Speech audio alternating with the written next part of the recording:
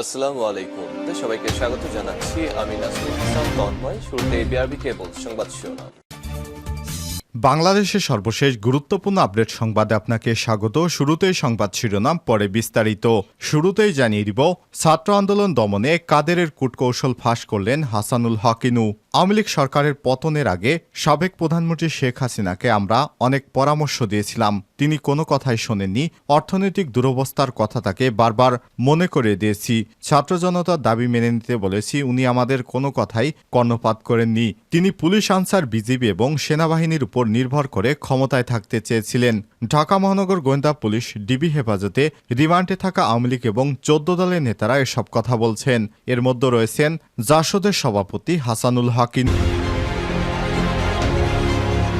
এরপর জানিয়ে দিব, স্ত্রী, মেয়ে সহ সাবেক ডেপুটি গভর্নরের আয়করের নথি জব্দের আদেশ।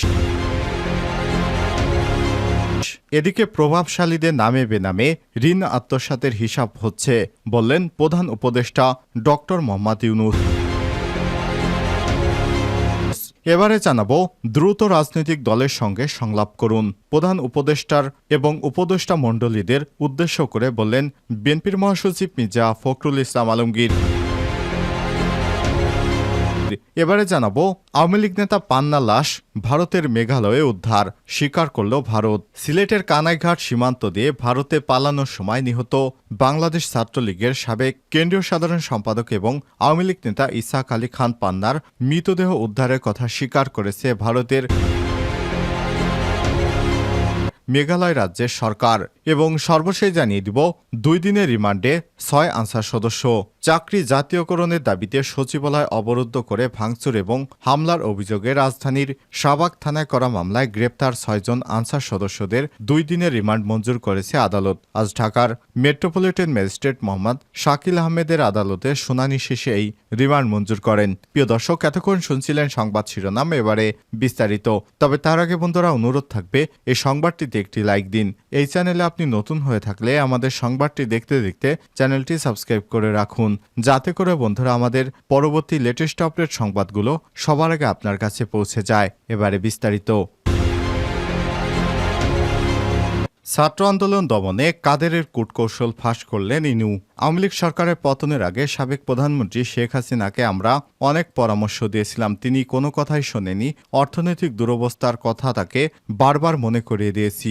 ছাত্র জনতার দাবি মেনে নিতে বলেছি, উনি আমাদের কোনো কথাই কর্ণপাত করেননি। তিনি পুলিশ, আনসার, বিজিবি এবং সেনাবাহিনীর উপর নির্ভর করে ক্ষমতায় থাকতে চেয়েছিলেন। ঢাকা মহানগর গোয়েন্দা পুলিশ, ডিবি হেফাজতে রিমান্ডে থাকা আওয়ামী লীগ ও 14 দলের নেতারা এসব কথা বলছেন। শেখ হাসিনা সরকারের পতন কারণ জানতে চাইলে তারা ডিবি কর্মকর্তাদের বলেন, জয়কালে ক্ষয় নাই, মরণকালে ওষুধ নাই। এই প্রবাদটি শেখ হাসিনার জন্য সত্য প্রমাণিত হয়েছে, কারণ 15 বছরে শেখ হাসিনা যতগুলো সিদ্ধান্ত নিয়েছিলেন সবই তার পক্ষে গিয়েছে। আর এবার ছাত্র আন্দোলনকে ঘিরে তিনি যত সিদ্ধান্ত নিয়েছেন সবই তার বিপক্ষে গিয়েছে এবং সংশ্লিষ্ট একাধিক সূত্র থেকে সব তথ্য জানা গেছে। ডিবি পুলিশের জিজ্ঞাসাবাদে 14 দলের অন্যতম শরিক জাতীয় সমাজতান্ত্রিক দল জাসদের সভাপতি সাবেক মন্ত্রী হাসানুল হক ইনু বলেন, শেখ হাসিনা সরকারের প্রথম 5 বছর আমি মন্ত্রী ছিলাম, পরে 10 থেকে 11 বছরে আমরা সরকার ছিলাম না, তবে 14 দলের জোটের শরিক ছিলাম। জোটের শরিক হিসেবে আমরা শেখ হাসিনাকে অনেক পরামর্শ দিয়েছি, ছাত্রদের দাবি মেনে নিতে বলেছি। যেসব পুলিশ সদস্যরা ছাত্রদের উপর গুলি চালিয়েছে তাদের বিরুদ্ধে ব্যবস্থা নিতে বলেছি। টাকা পাচারকারীদের ধরতে বলেছিলাম। উনি চীন সফরে যাওয়ার আগে বেশ কিছু পরামর্শ দিয়েছিলাম, আমাদের কোনো পরামর্শই শেখ হাসিনা কানে নেননি। ইনু ডিবিকে বলেন, ঢাকা বিশ্ববিদ্যালয়ের এক ছাত্রীকে উদ্দেশ্য করে শেখ হাসিনা বলেছিলেন সে কোটায় বিশ্ববিদ্যালয়ে ভর্তি হয়েছে, অথচ কোটার বিরোধিতা করে, তাহলে সে বিশ্ববিদ্যালয়ের ছাত্রত্ব বাতিল করে রাস্তায় নামুক। এভাবে তার কথা বলা ঠিক হয়নি। ইনু আরও বলেন, ছাত্র আন্দোলন দমনে এ বিষয়ে আওয়ামী লীগের সাধারণ সম্পাদক ওবায়দুল কাদের বলেছিলেন তাদের দমাতে ছাত্রলীগই যথেষ্ট। এই মন্তব্যটি ছাত্র জনতার উপর বিরূপ প্রতিক্রিয়া সৃষ্টি করেছিল। স্ত্রী, মেয়ে সহ সাবেক ডেপুটি গভর্নরের আয়কর নথি জব্দের আদেশ। বাংলাদেশ ব্যাংকের সাবেক ডেপুটি গভর্নর শ্বেতাংশু কুমার সুর চৌধুরী, তার স্ত্রী সুপর্ণা সুর চৌধুরী এবং কন্যা নন্দিতা সুর চৌধুরীর আয়কর নথি জব্দের আদেশ দিয়েছে আদালত। বুধবার 28 আগস্ট ঢাকা মহানগর দায়রা জজ মোহাম্মদ আশামস জগলুল হোসেনের আদালত দুদকের আবেদনের পরিপ্রেক্ষিতে আদেশ দেন। দুদকের পাবলিক প্রসিকিউটর সহ মাহমুদ হোসেন জাহাঙ্গীর ও দুদকের কোর্ট ইন্সপেক্টর আমির হোসেন এসব তথ্য জানিয়েছেন। এদিন দুদকের উপপরিচালক মোহাম্মদ নাজমুল হোসাইন তাদের আয়কর নথি জব্দ চেয়ে আবেদন করেন। আবেদনে বলা হয়েছে, অভিযোগ সংশ্লিষ্ট ব্যক্তি শীতাংশু কুমার সুর চৌধুরী এবং তার স্ত্রী সুপর্ণা সুর চৌধুরীর বিরুদ্ধে অনিয়ম এবং দুর্নীতির মাধ্যমে সরকারের রাজস্ব ফাঁকি দেওয়ার অভিযোগটি অনুসন্ধানাধীন রয়েছে।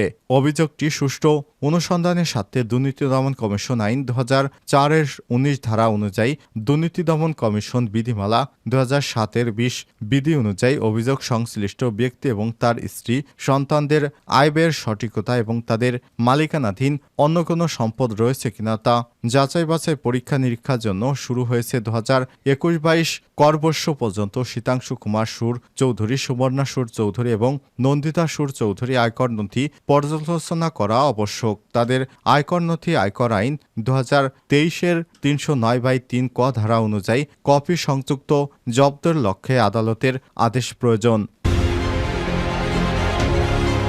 প্রভাবশালীদের নামে বেনামে ঋণ আত্মসাতের হিসাব হচ্ছে, বললেন প্রধান উপদেষ্টা। ছাত্র জনতার তীব্র আন্দোলনের মুখে পদত্যাগ করা শেখ হাসিনা সরকারের শাসনামলে কতিপয় অসাধু ব্যবসায়ী এবং প্রভাবশালী ব্যক্তিরা নামে বেনামে কত টাকা ঋণ আত্মসাৎ করেছে তার হিসাব করা হচ্ছে বলে জানিয়েছে সরকারের প্রধান ডক্টর মোহাম্মদ ইউনূস।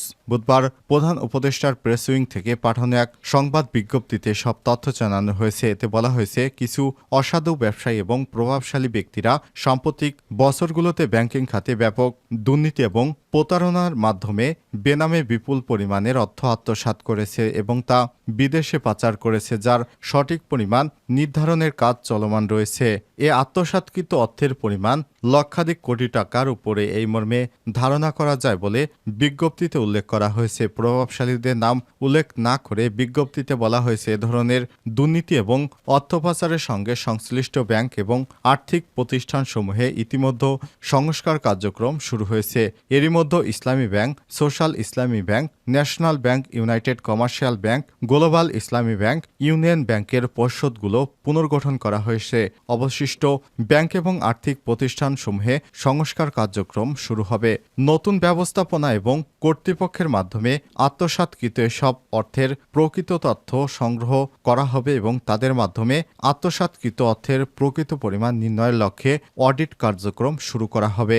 অর্থ আত্মসাৎকারীদের বিচারের প্রতি সরকারের কঠোর মনোভাবের ইঙ্গিত করে প্রধান উপদেষ্টার দপ্তর থেকে বলা হয়েছে, ব্যাংকসমূহের নতুন ব্যবস্থাপনা কর্তৃপক্ষ বাংলাদেশ ব্যাংকের BFIU, CIT এবং দুদকের সহায়তা নিয়ে আত্মসাৎকারীদের স্থানীয় সম্পদ অধিগ্রহণ এবং বিদেশে পাচারকৃত অর্থ ফেরত আনার মাধ্যমে আত্মসাৎকৃত অর্থ পুনরুদ্ধারের কাজ শুরু হয়েছে। অর্থ ফেরত আনার বিষয়ে বিদেশি বিভিন্ন সংস্থার সহায়তা চেয়ে ইতিমধ্যে যোগাযোগ শুরু করেছে অন্তর্বর্তীকালীন সরকার।